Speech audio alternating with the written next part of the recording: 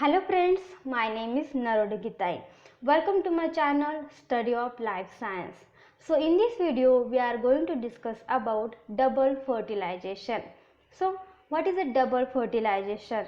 A one male gamete fused with egg and another male gamete fused with secondary nucleus, it is called as a double fertilization.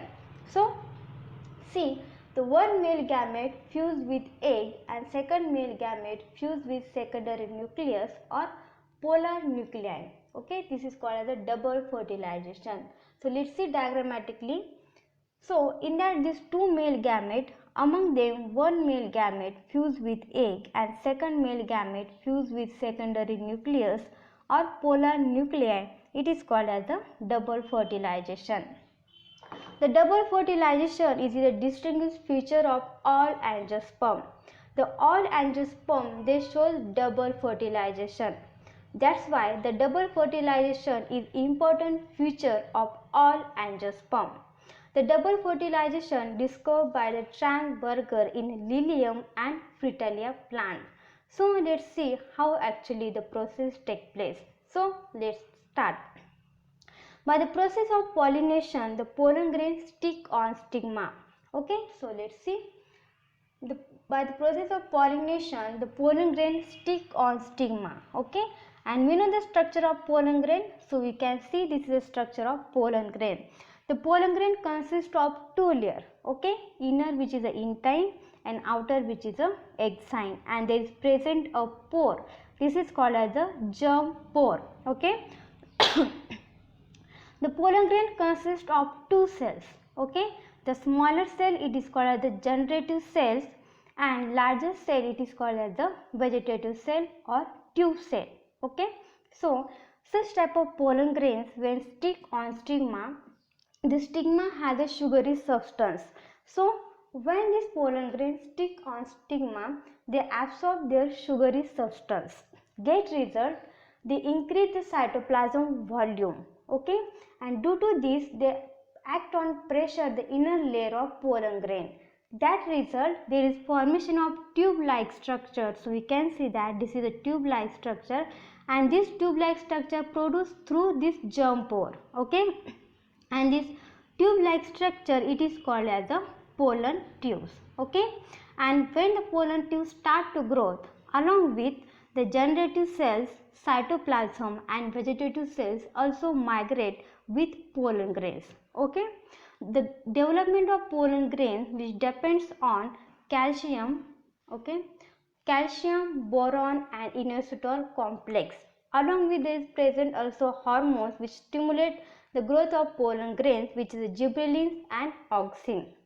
Okay, that's all complex which responsible for the growth of these pollen grains. Okay, so now see this, imagine this structure. So these pollen tubes start to grow. Okay, and at the time of their development, these generative cells, okay, the smaller generative cells which divides mitotically, and there is produce a two male gamete. Okay, so you can see this start to growth, and this germ cell, the generative cells which divides mitotically. Okay, this is not a reduction division, just to divide their diploid number. Okay, so we know that this is a haploid. Obviously this is the haploid pollen grains. Okay, so these generative cells which divides mitotically to produce two male gametes. So we can see they produce a two male gamete. Okay, and these pollen grains start to develop, and once these pollen grains reach towards the micropyle end, and through which they enter inside the embryo sac. So to enter these pollen tubes which divides into three types. Okay, when this pollen tube entered through micropyle end, it is called as a progamy. Okay, so see here, this pollen tube entered through micropyle end, it is called as a progamy. If this pollen tube entered through integument, okay, so we can see this is the integument, which is the outer layer of embryo sac through which pollen tube enter, it is called as a mesogamy. Okay, and when this pollen tube entered through chalazal end, this is the chalazal end, it is called as a chalazogamy. Okay, So the three ways the pollen tubes enter inside the embryo sac. Okay, and embryo sac which surround the nucellus. Okay, so for that to entry of this pollen grain, it should be break this nucellus. Okay, so first the pollen grain which pierce the nucellus and then which enter inside the embryo sac. And we know the pollen grain has a nuclear, okay, tube nucleus, okay, or vegetative cell or tube cell, or we can also call as a tube nucleus. And this tube nucleus has not any important, okay, they are vestigial and soon they become disintegrate, okay.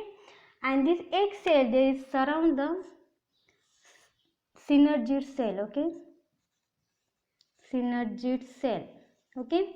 This synergid cell which helps to enter these pollen tubes, okay. So they make pathways to enter the pollen tube inside the embryo sac, okay. So now this pollen tube which enter inside the embryo sac and they become burst, okay. And when they become burst, two male gamete which enter inside the embryo sac, okay. Among them one male gamete fuse with egg. So this is egg. So among them one male gamete fuse with egg and there is develops a diploid embryo, okay, diploid zygote, and this diploid zygote converted into the embryo and this is called as a syngamy, okay. So you can write here syngamy. So what is a syngamy? The first male gamete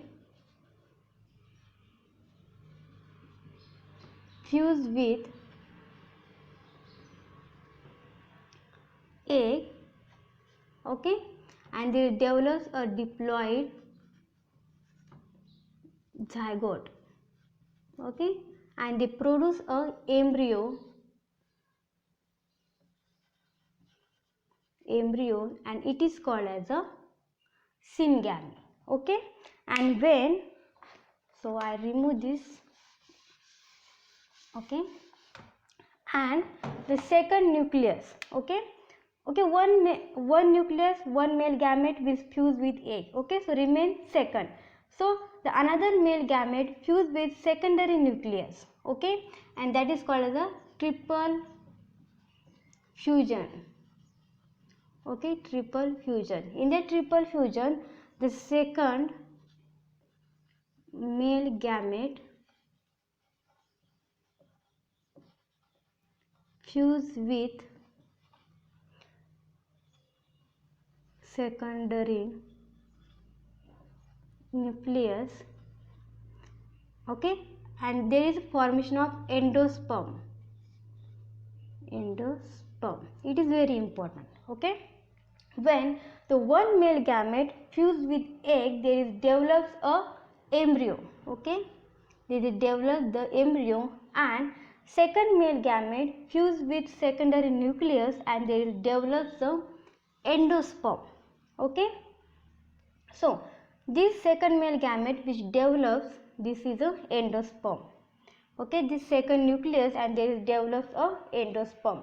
So this is about a double fertilization. So in that double fertilization, double means two time, okay, one male gamete, this is two male gamete, okay. So both male gamete which fuse of this embryo sac, that's why it is called as a double fertilization.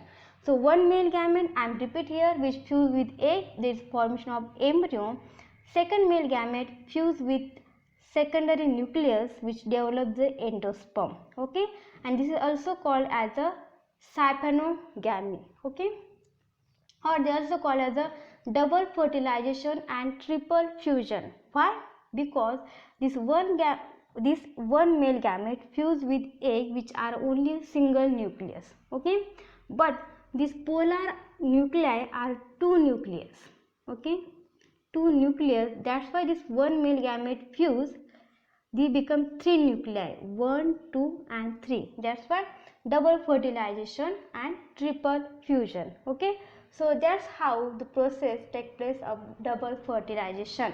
So if you like these videos, please like, share with your friends and definitely subscribe my channel. Thank you.